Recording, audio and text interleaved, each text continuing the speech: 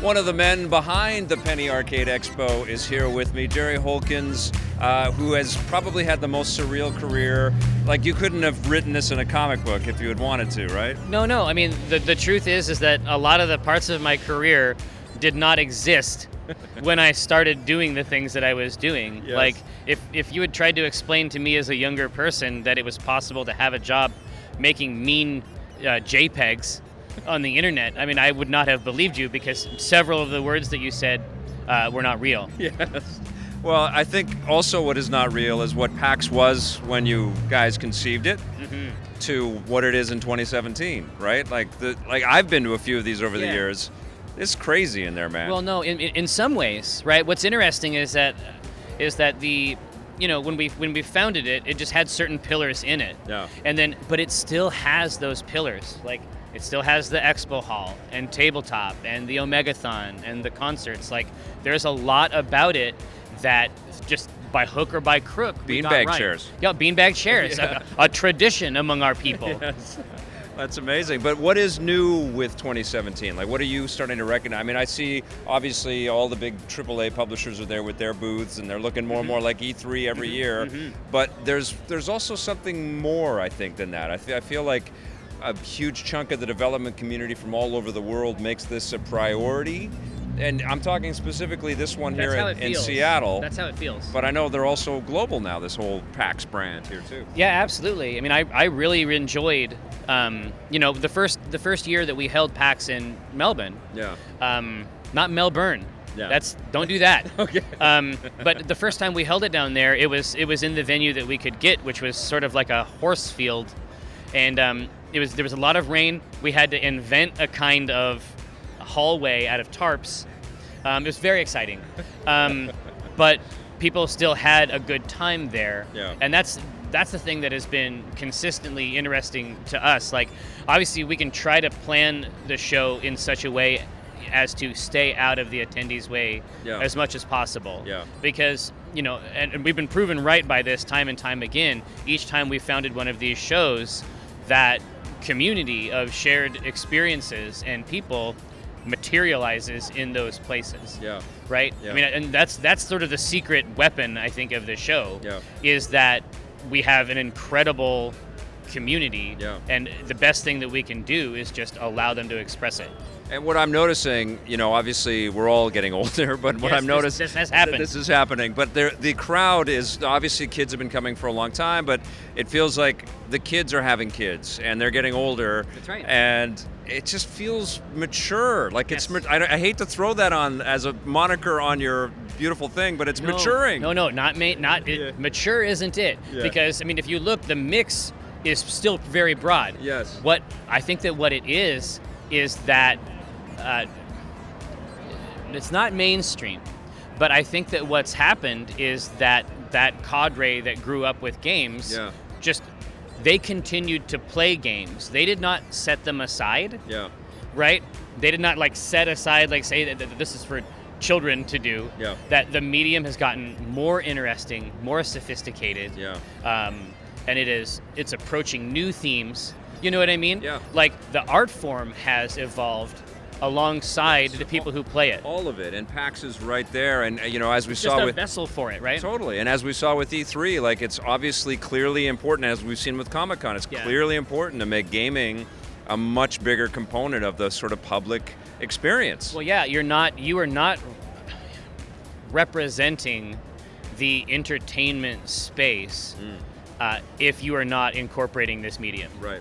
Did E3 reach out to you guys to potentially partner up on their maneuvers into the public world? For the E3 Live stuff? Yeah. No? No. I mean, I'm not opposed to it. Yeah. Give me a call. Yeah.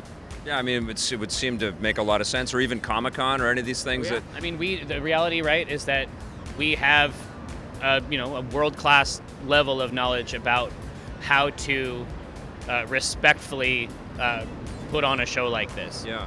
And how is the relationship with AAA developers? I know that you guys partner with them on lots of content and lots of other kinds of partnerships, but how has that evolved specifically with PAX over the years? Yeah, I mean, I think that at first the PAX booth would have been, it was a smaller affair. Yeah. Right. And as you said before, now we're seeing like these shows sort of exist in a continuum. Yeah. And so the content that is at PAX is informed by the content that is at Gamescom, which is informed by the content that is at E3. Yeah. So there's this ecosystem of like promotion. Yeah. And then it just sort of like it's just grown to the extent that we can see it back here. Yeah. And you say promotion, but it is that at its core, but it's also like people get to play these damn things. Yes. They don't really make that many demos for people to play. They don't really. No, not anymore. Right. So this is where people can come and actually try this stuff. Exactly. Yeah, and obviously, PAX doesn't exist in a vacuum. Yeah. We've been able to draft on some of the content that's created for these other shows and vetted and tested, right? Yeah. Because when you come to a show like this, we want to put your best foot forward. Totally. How much of PAX is so big and there's so many versions of it now. What do you have, 4 around the world right now currently? So let's go down the list. Yeah. We had a show called PAX that became PAX Prime and it's now PAX West. Yes. That's the show we're at here. Yeah. Then we have PAX East in Boston. Yeah. PAX South in San Antonio. Yeah. PAX Oz in Melbourne. Yeah. Not Melbourne. Yeah. And now the baby of the family is PAX Unplugged in Philly. And Philly. Yeah. So that's 5. the new one. Indeed.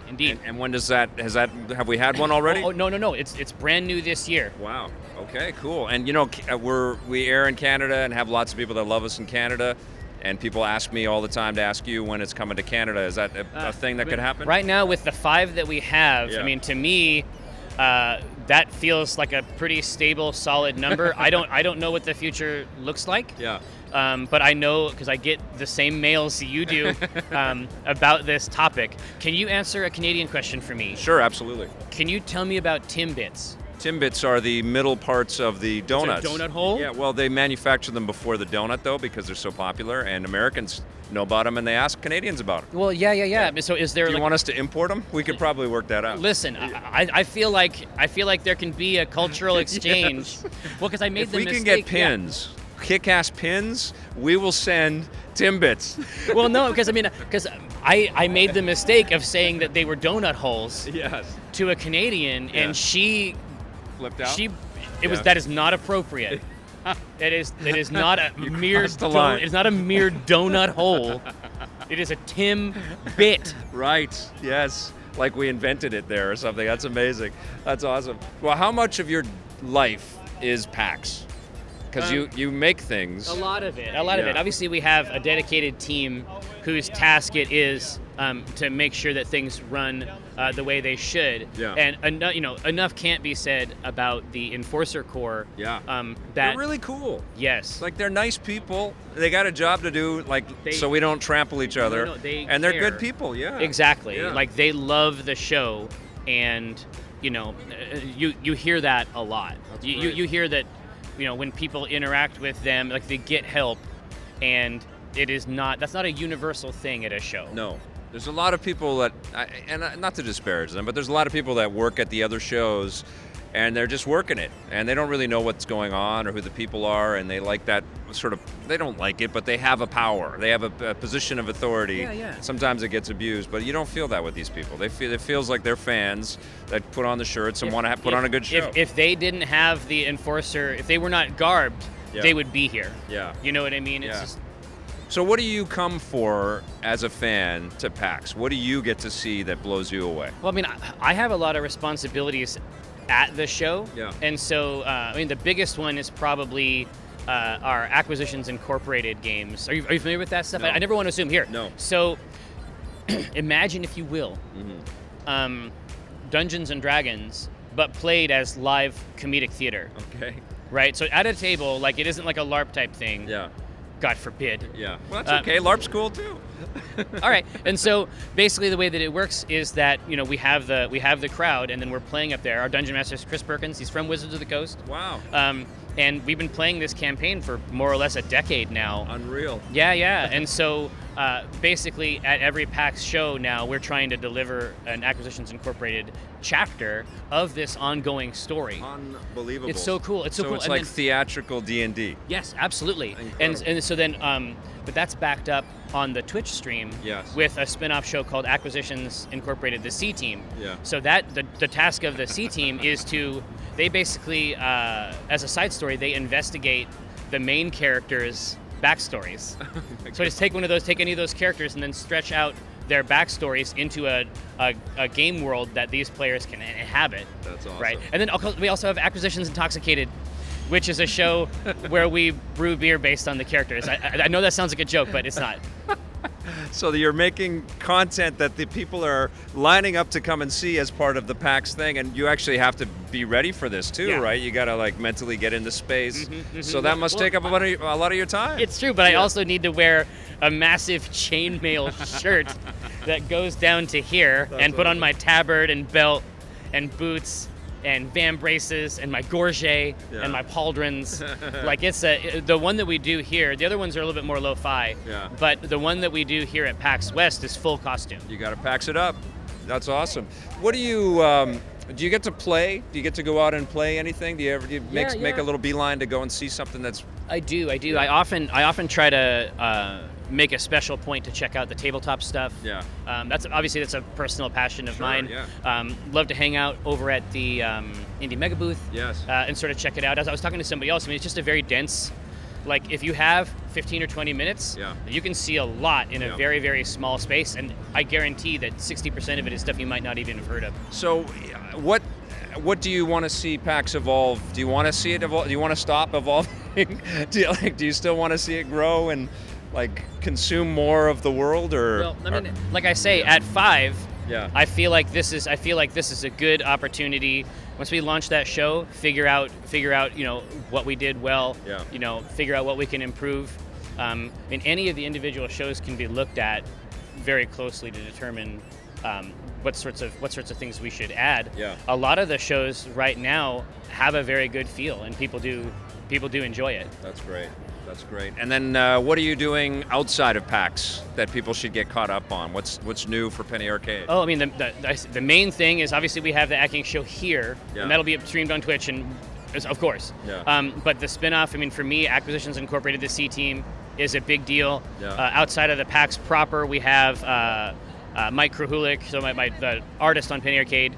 His first board game. They just finished all the initial art for it. So Thornwatch. Ironwood Adventures is going to be coming out next year, I hope. That's his game, Thornwatch Ironwood Adventures? Yeah, Ironwood, yep. Okay. It is super. It's based on, we used to do these like one-page projects that are sort of like pitches to the audience.